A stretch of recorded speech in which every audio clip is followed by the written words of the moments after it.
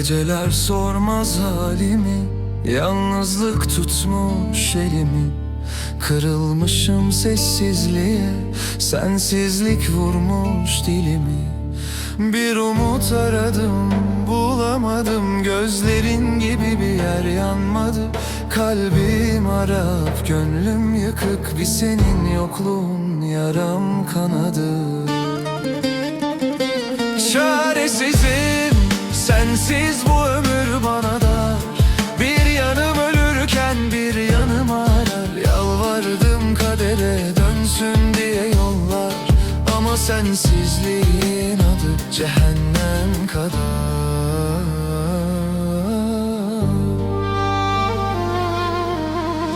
Bir fotoğraf bir anı kaldı, kokun gitmiş sanki rüya gibi.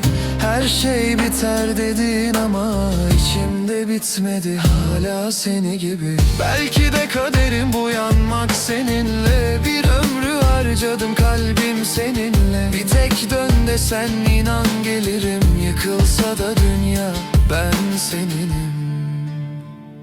Çaresizim, bu aşk bana kefen.